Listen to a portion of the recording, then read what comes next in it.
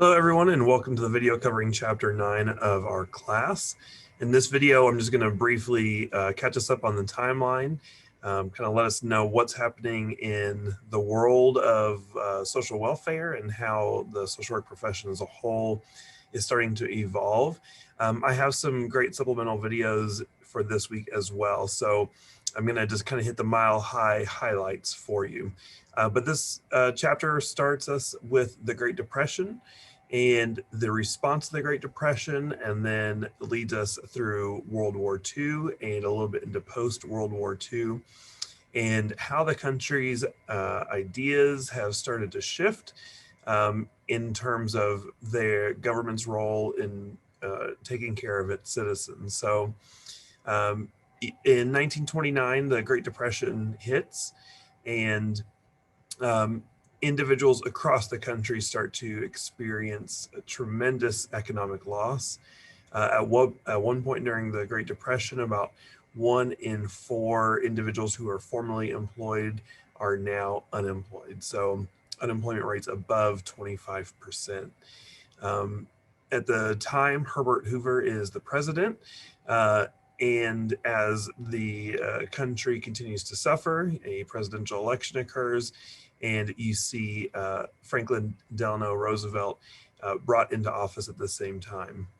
So FDR comes in, and you'll start to hear the terms the New Deal being thrown around, certainly around the same time.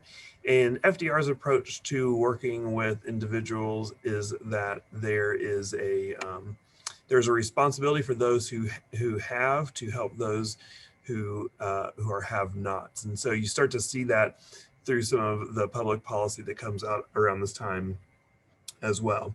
The big thing that you're going to see introduced in this chapter are the Social Security Acts of 1935. And through the Social Security Acts of 1935, the book is going to talk about 2 basic principles that come about. So there are going to be social insurance programs, and there are going to be public assistance programs.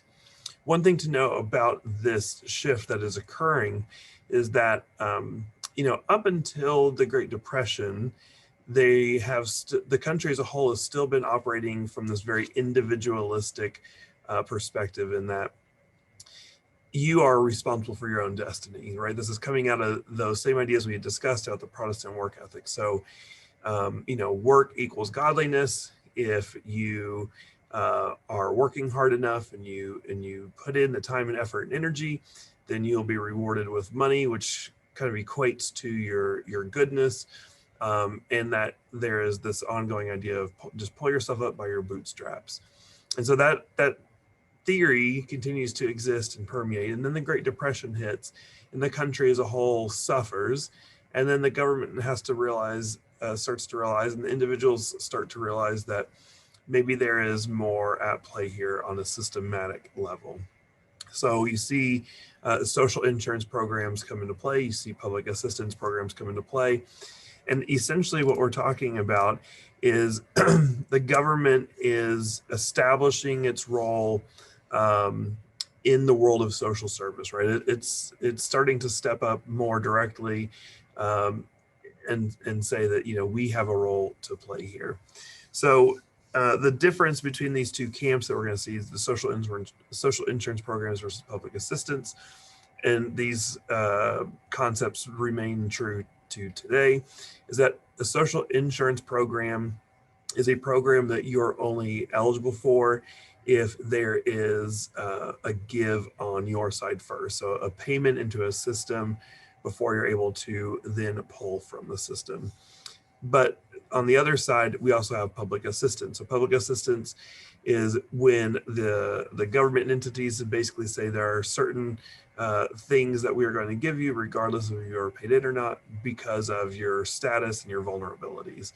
So around the same time, on the social insurance side, you're going to see the development of old age and survivors insurance, and you'll see that shortened to OASI. You'll also see unemployment compensation come up as well. On the world of public assistance, you're going to see old age assistance, aid to the blind, aid to the disabled, and aid to dependent children. Now, one thing that might be interesting if you're listening to those categories for the public assistance is you might still see a correlation between who the government is deciding to help and those who the government was deciding to help back in the early 1600s in the Elizabethan poor laws, when there was that establishment of the worthy versus unworthy poor. So again, looking at those categories, the elderly, the blind, the disabled, and the children. So the government is still essentially saying at this time that you either have to be one of these vulnerable populations, which we have deemed as worthy, or on the social insurance side, you have to have paid into the system in some regard to receive the benefit of the system.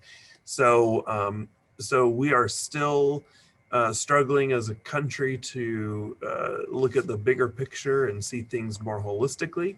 And in a very real sense, even if we're not saying it out loud, there is this kind of universal ethos that there is a large section of our country who are undeserving, unworthy, poor individuals that are there because of their own choosing.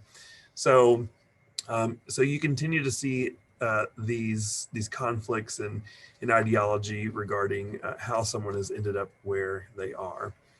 The other thing I'm going to talk about briefly within this video is just the progression of social work as a whole and social welfare.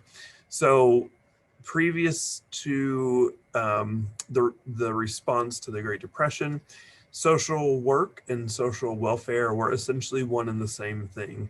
All of the social welfare that was occurring was at the hands of social workers, essentially from private organizations.